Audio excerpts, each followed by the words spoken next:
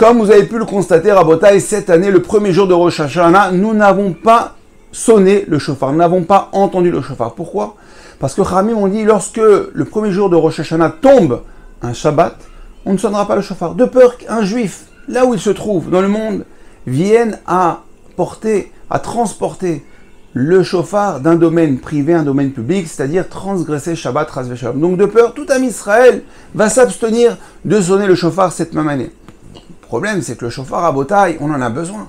Le shofar vient faire changer des choses, vient adoucir la Midatadin, la tribu de rigueur, vient faire passer à Kadosh Baruch Hu de Kisedin al Kiserachamim, de la chaise, de son jugement où il juge avec rigueur pour le passer du jugement avec Rachmanout, avec miséricorde, avec clémence. Et cette année, on ne l'a pas eu. Et Rachamim constate aussi que dans le passé, les années où on ne sonne pas le shofar le premier jour de Rosh Hashanah, ces années-là s'annoncent soit très très très bonnes, soit beaucoup moins bonnes. Et on a vu que cette année, le décret est très vite tombé.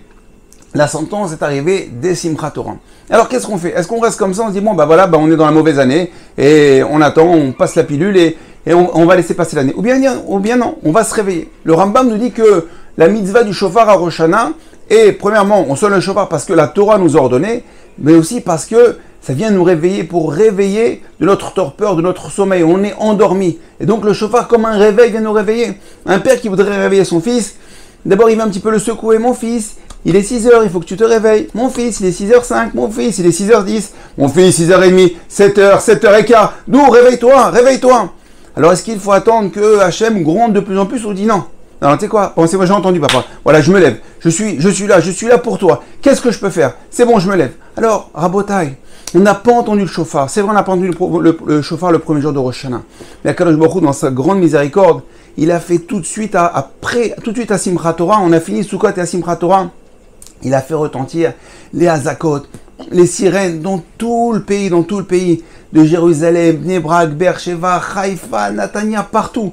Il n'y a pas une ville qui n'a pas entendu la sirène. Et même si elle n'a pas entendu en direct, elle a entendu parce que elle a l'application des sirènes. Et même si elle n'est pas en Israël, elle a quand même mis l'application là où elle habite, en France, en Italie, en Espagne, parce qu'elle a de la famille en Israël. Et elle veut savoir, elle s'inquiète. Donc en fin de compte, tout Am Israël entend depuis des jours des sirènes, mais ces sirènes, Rabotai, ce ne sont pas des sirènes pour nous annoncer une bombe, c'est le shofar qu'on n'a pas entendu à Rosh Hashanah pour nous réveiller. Parce que quand la sirène elle sonne, qu'est-ce qu'il fait un juif? Il fait des teilim, il prie à Kadosh Baruch Hu, il dit Ribono Shalom, sauve-nous. Donc en fin de compte, on implore, ça fait 10 jours qu'on implore à Kadosh Baruch Hu de ce que malheureusement peut-être il n'y a pas eu à Rosh Hashanah, de passer de qui s'est digne de la chaise de la tribu de rigueur sur la tribu de miséricorde. Donc Rabotai, ça fait 10 jours qu'Am Israël a perdu des vies, beaucoup de blessés, à des otages. Mais tout ça, il ne faut pas que ce soit pour rien. C'est parce que, comme dit le Rambam, le shofar, c'est pour nous réveiller de notre torpeur, pour nous réveiller de notre sommeil. Alors réveillons-nous, il est temps de se réveiller. On ne veut plus d'Azakot, on veut la Géoula, on veut se réveiller à dire à Kadosh Baruch Hu. Sauf, pourquoi on n'a pas sonné le shofar à Rosh Hashanah? Khamim ont décrété parce que de peur qu'un juif, peu importe qui il est, ils viennent transporter le shofar à Shabbat. Donc on voit l'importance de Shabbat et l'importance d'un juif. Donc si chaque juif fait Shabbat, chaque juif préserve Shabbat, chaque juif en fin de compte préserve Am Israël, chaque juif va sauver Israël, chaque juif va rapprocher Am Israël de la Géoula. Kol Israël Arevim Zelazé. Alors Bezrat Hashem, qu'on n'entende plus les sirènes et qu'on entende tous ensemble le grand son du shofar, le son du shofar de la Géoula, Bimera Be'avenu. Amen. Kol Tov.